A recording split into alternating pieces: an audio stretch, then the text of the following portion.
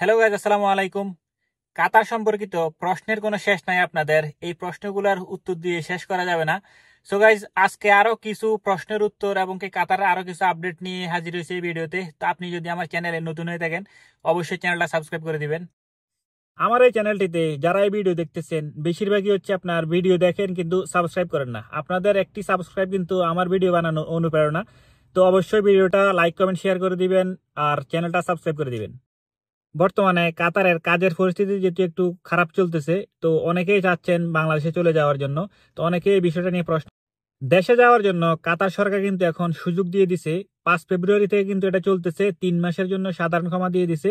যাদের আপনাদের আইডির সমস্যা আছে, আপনাদের কোম্পানিতে কোনো সমস্যা আছে অথবা আইডিতে কোনো ধরনের মামলা আছে আপনার, অথবা জরিমানা আছে, এই সব ধরনের ঝামেলা বাদ দিয়ে আপনি কিন্তু চাইলে টিকিট কেটে দেশে চলে যেতে পারবেন। এখন যেহেতু সাধারণ ক্ষমা চলতেছে, আপনি জাস্ট একটা টিকিট কেটে হামাদ ন্যাশনাল এয়ারপোর্ট দিয়ে আপনি দেশে চলে যেতে পারবেন। আপনার কোনো ধরনের জরিমানা গুনতে হবে না, অথবা আপনার কোনো ধরনের শাস্তির আওতায় আপনাকে আনা হবে না। তো আপনি চাইলে দেশে চলে যেতে।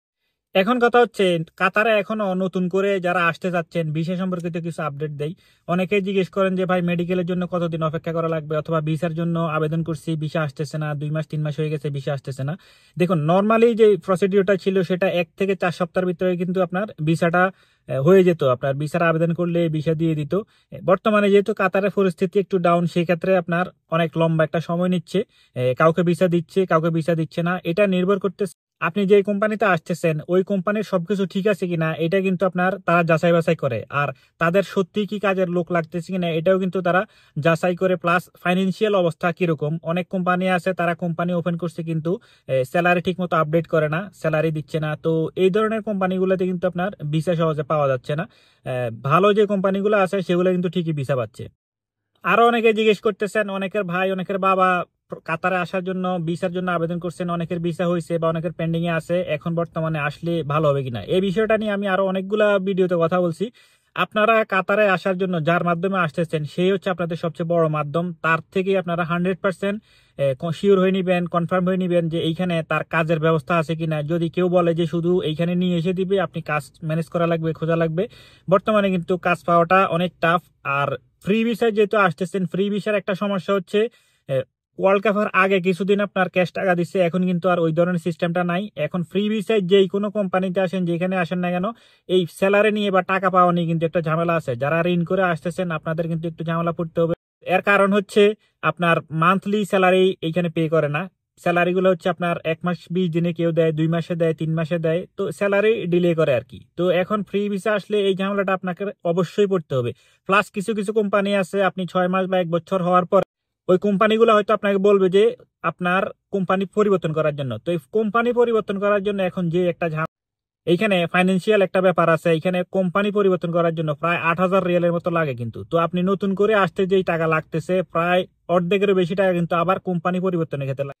তো এই জন্য যারা প্রবাসে আসতেছেন, সরাসরি ফ্রি বিষয় না এসে যদি সরাসরি কোম্পানির কাজে আসতে পারেন, এই ক্ষেত্রে আপনার এই ঝামেলাগুলো থেকে কিন্তু আপনারা বেঁচে থাকতে পারবেন। কাতারের লিমুজিন কোম্পানিতে চেঞ্জ হওয়া নিয়ে অনেকে জিজ্ঞেস করেন।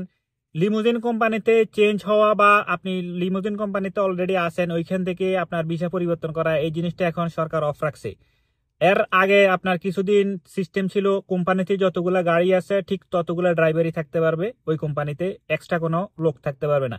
তো এই জিনিসটার জন্য এখন আপনারা অপেক্ষা করা লাগবে। যারা বলতেছেন কোম্পানি পরিবর্তনের জন্য আবেদন করছেন কিন্তু বারবার রিজেক্ট আসতেছে, তো সরকার একটা সিস্টেম হয়তো নিয়ে আসবে খুব শীঘ্রই। তো সেটার জন্য অপেক্ষা করা ছাড়া আর কোনো ধরনের সিস্টেম নাই। মার্চের 1 তারিখ থেকে কাতারের মেট্রাস 2 যে অ্যাপসটা আছে সেটা বন্ধ করে দিতেছে। মেট্রাস নামে একটা নতুন অ্যাপস নিয়ে আসছে, আপনারা ওইটা ডাউনলোড করে, যারা কাতার প্রবাসী আছেন তারা অবশ্যই ভালো করে জানেন যে মেট্রাস 2 সবচেয়ে জরুরি আমাদের জন্য। এই জিনিসটা ছাড়া কিন্তু আমাদের এই যে অফিসিয়াল ডকুমেন্ট গুলো আছে এগুলো কোনো কিছুই কমপ্লিট করা যাবে না। তো অবশ্যই আপনারা মেট্রাস অ্যাপসটা ডাউনলোড করে নেবেন। তো একজন ভাই জানতে চেয়েছেন, উনি বিমানবন্দরে আসার পর জানতে পারেন যে ওনার পাসপোর্ট ব্লক, এবং এই ব্লক ছুটাতে গিয়ে ওনার ভিসার মেয়াদ শেষ হয়ে গেছে। এখন তার করণীয় কি? আপনি আবার নতুন ভিসার জন্য আবেদন করতে হবে, আবার নতুন করে সবকিছু প্রসেসিং করে আপনাকে আসতে হবে। আরো একজন জানতে চাইছেন, লিমুজিন কোম্পানিতে আছে কিন্তু লিমুজিন গাড়ি ড্রাইভ করতে পারতেছে না, তার লাইসেন্সের বয়স 2 বছর হয় নাই। তো এখন যেহেতু এটা নতুন আপডেট নিয়ে আসছে, লাইসেন্সের বয়স 2 বছর না হলে লিমুজিন ড্রাইভিং করতে পারবেন না। তো এটার জন্য আপনি অপেক্ষা করা লাগবে, অপেক্ষা ছাড়া আর কোনো পথ নাই। একজন জানতে চাইছেন কাতারের সিকিউরিটি গার্ডের কাজ কেমন। দেখুন এইখানে সিকিউরিটি গার্ড যেহেতু 24 আওয়ার কাজ করা লাগে, তো এইখানে কিছু কোম্পানি আছে 3 শিফটে করায়, কিছু কোম্পানি আছে 2 শিফটে করায়, 8 ঘন্টা 12 ঘন্টা। তো যারা এইখানে আবার লাঞ্চ ব্রেক আছে 1 ঘন্টা প্লাস 1 ঘন্টা লাগবে, তো মানে 8 ঘন্টা যেটা ডিউটি সেটা 9 ঘন্টা, আর 12 ঘন্টাটা ওইখানেও আপনার 1 ঘন্টা মাইনাস করে 11 ঘন্টার মতো আপনার ডিউটি পড়বে, 1 ঘন্টা কিন্তু লাঞ্চ ব্রেকের মতো পাইতে পারেন। এই হচ্ছে কোম্পানির সিস্টেম। আর কোম্পানির স্যালারি 1800 থেকে 2500 রিয়াল পর্যন্ত দিয়ে থাকে বিভিন্ন কোম্পানির বিভিন্ন সিস্টেম। অ্যাকোমোডেশন দিবে, অনেক কোম্পানি আছে খাবারও দেয়, কিছু কোম্পানি আছে খাবার দেয় না। তো এই হচ্ছে আপনার সিকিউরিটি কোম্পানি সিস্টেম। আমি কিছুদিন আগে আমাদের কুমিল্লার একজন বাংলাদেশি ভাইকে পাইছিলাম, উনি আল জাজিরা যে মিডিয়া আছে ওইখানে কাজ করে। তো ওখানে উনি প্রায় 8 থেকে 9 বছর একটা থার্ড পার্টি হিসেবে কাজ করছে, আর মান্থলি স্যালারি দিয়ে দিচ্ছে। তো আপনারা সিকিউরিটি গার্ড কোম্পানিতে আসলে বেশিরভাগই হচ্ছে আপনার থার্ড পার্টি হিসেবে যেহেতু কাজ করে, ভালো কোম্পানি আছে, আপনি কোম্পানি দেখে আসতে পারেন। সো গাইজ, এই ছিল আজকের মতো। ইনশাল্লাহ দেখা হবে পরবর্তী ভিডিওতে অন্য কোনো টপিক নিয়ে। সে পর্যন্ত ভালো থাকবেন। আল্লাহ হাফেজ।